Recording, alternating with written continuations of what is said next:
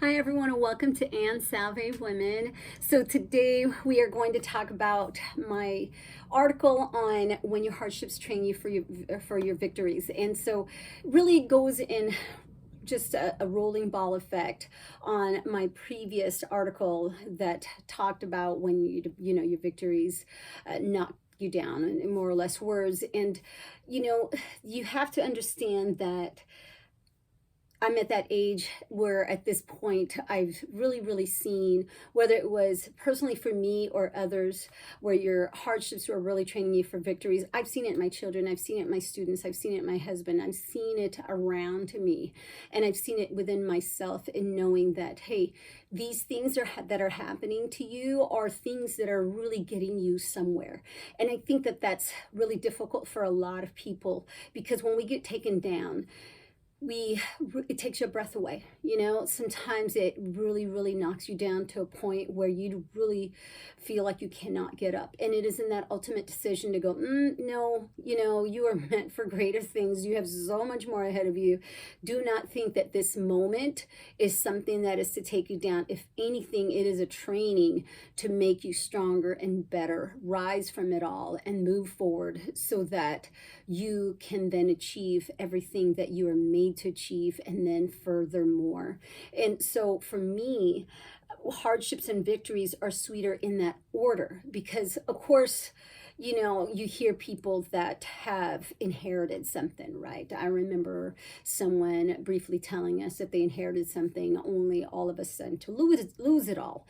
And that's not an old story. I mean, thankfully, there's not that many that have that story to share. And yet, when it does happen, you're saddened, because you think to yourself, if I am the front runner, if I am going to be in the front lines of making it for my next generation, because I know that my husband definitely is in that mindset of making certain that whatever was in the past that his ancestors perhaps created for him, that when then was lost, you have to start over, right? And so you are that starting over generation, and all of a sudden you know that you have to be self-driven, because there may be no one to give you any type of advice or that are coming from success, not to their fault perhaps, but regardless, they don't really have anything that will help you to then grow. You may be just that seed that may have to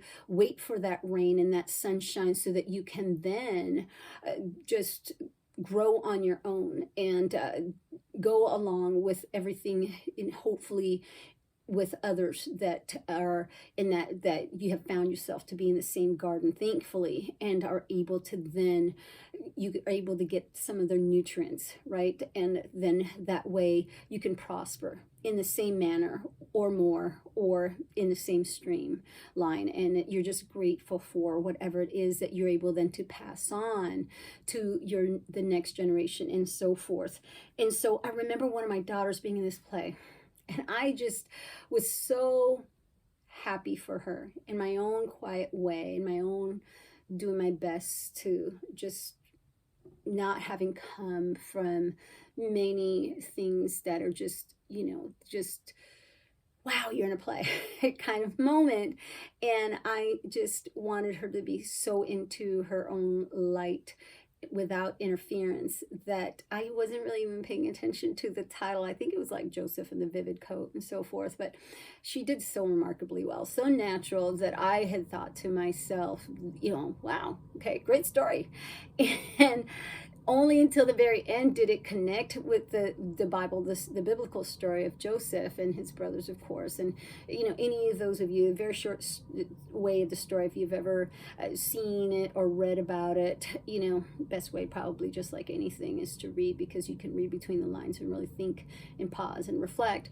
But Joseph having these brothers, and really declaring what he was able to foresee. You're going to give obeisance to me, and I'm going to be the one that everyone will just bow down to, and so forth. And it's just, of course I don't recall biblically he used the word bow down. I think it was giving obeisance to, but he was able to really speak of these things with all honesty. And we don't know him, we don't know how he might have said it, but we do get a sense that he might have really rubbed everybody in the wrong way. I mean, here's his siblings that he was to tell on if they were to do anything that they weren't supposed to, and so forth. So every time they probably saw him, they're like, oh, here comes Joseph again. And so you perhaps doing the right could be in many cases to others being the wrong, because you're the one that stands to be the outlier, right? You're the one that throws off the curve. And so people kind of look at you like trouble. And you're the one that kind of creates the trembles, and everybody else may be okay with just being who they are, and yet you're the one that's raising the bar, or that you are looking at others and they're thinking of you as, wow, he probably thinks that he is better than us. And that is something that's really hard to take on, because it does not and should not change you and what you aspire to become and what you envision. And I think it's unfortunate, because some of us who are in the realms of making it, or just in that self-race, because when you race, you're not racing against anybody else. If you're racing against other people, you'll never be happy, because you're always going to be looking to your left, to your right. By the way, I truly remember that will just slow you down anyway, for those of you who race. And so you are supposed to just keep your eyes on the prize and just move forward and not slow yourself down, because physics wise, going in the direction of where you see is the fastest way, instead of looking to your left and to your right, because it will then have the tendency to distract you and make you all of a sudden lose sight of where you need to go. And so sometimes that happens, and then you start to feel like you owe people a slowing down or a moment in time, and then next thing you know, you're distracted, or that there are things that you could have done and you have done less of. You weren't able to give your 100 because you were giving yourself to others, and so your 100 was spent in other ways and other means. And so I remember with that story, with the story of Joseph, and just really thinking to myself, how hurtful is that they didn't even mention feeding him when they were perhaps all in, standing about or sitting about that pit that they threw him in. And Reuben being the oldest, I can only imagine that he must have gone out and really thought about, what can I do to really just rewind all of this that we just did, because they must have acted out in anger or spite. Like at the moment they were like, just had it with Joseph, and they throw him in this pit, and it was like no, let's not do anything to him. And he was probably out just thinking it through, and the next thing you know, they decide to sell him into slavery. And it was like, oh, we could make money rather than kill him, because we don't want to. I mean, think about it. They could have.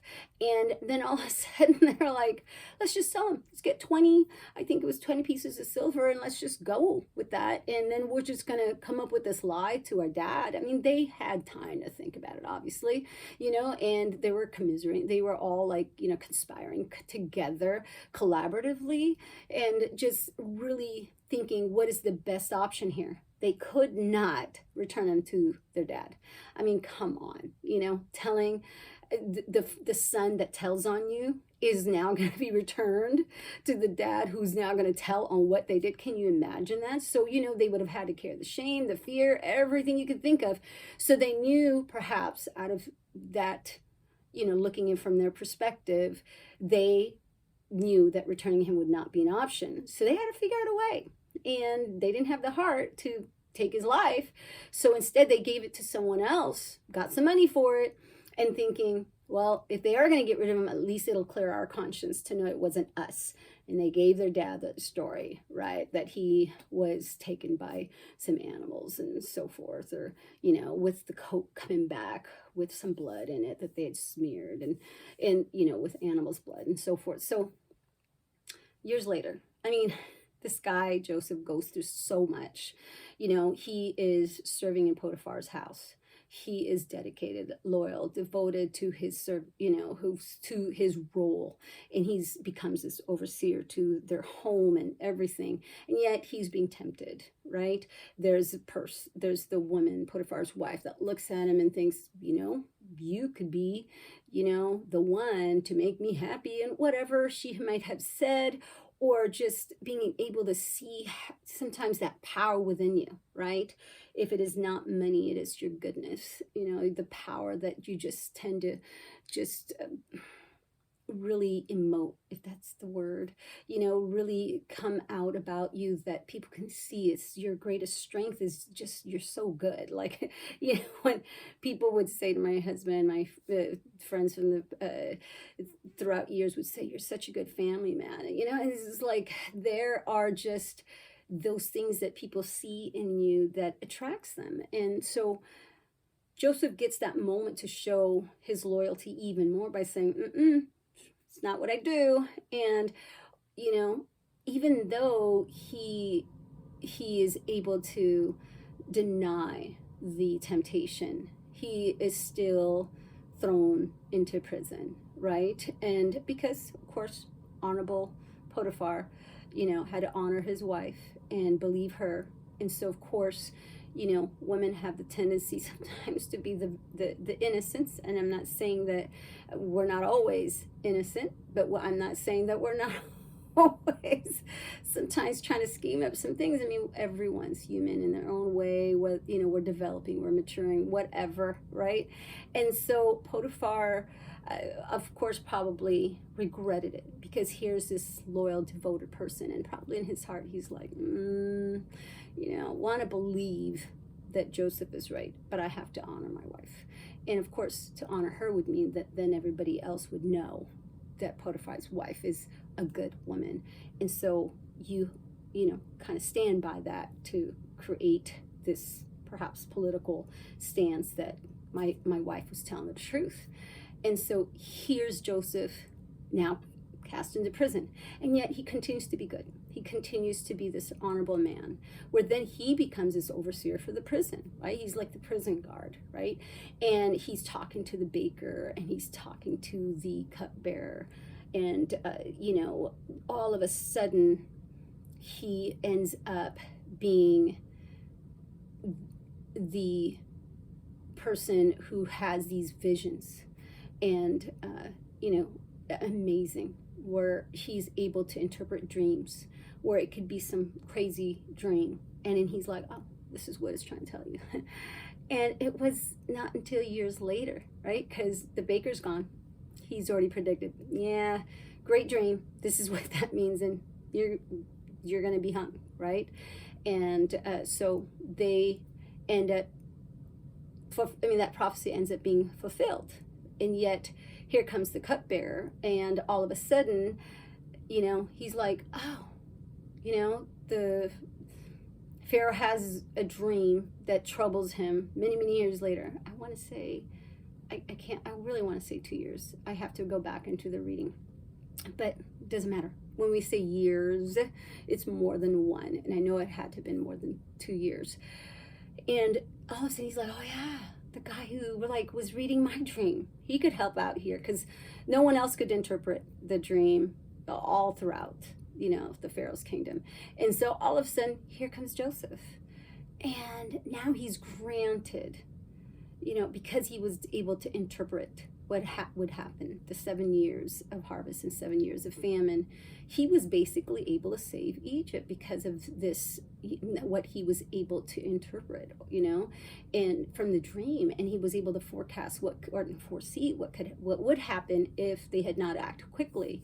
And so, of course, the Pharaoh grants him, the utmost level of respect and honor and role, because he saves his kingdom. He saves everybody. And here comes brothers who are now starving.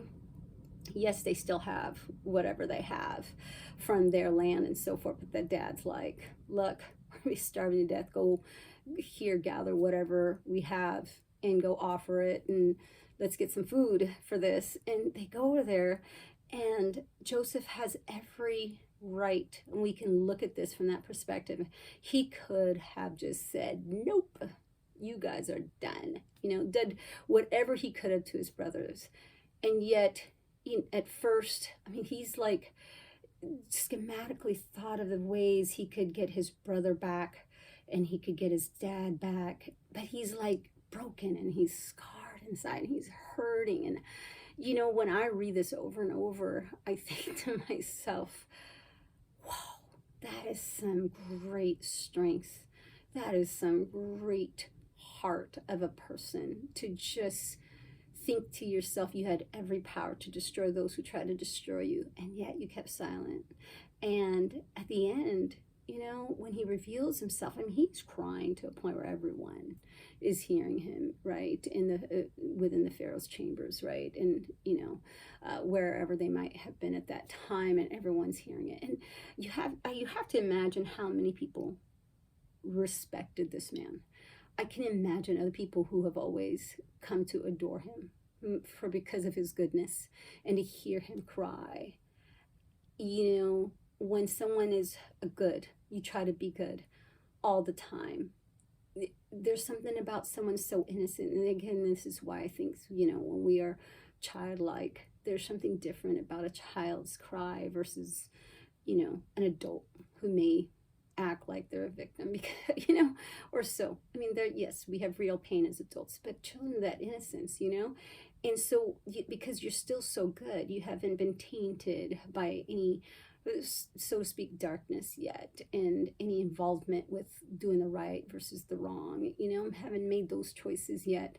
And so Joseph, being so good, for him to have cried and expressed that pain, and I can't only imagine real pain, as I've told my children, is like, you can't stop it.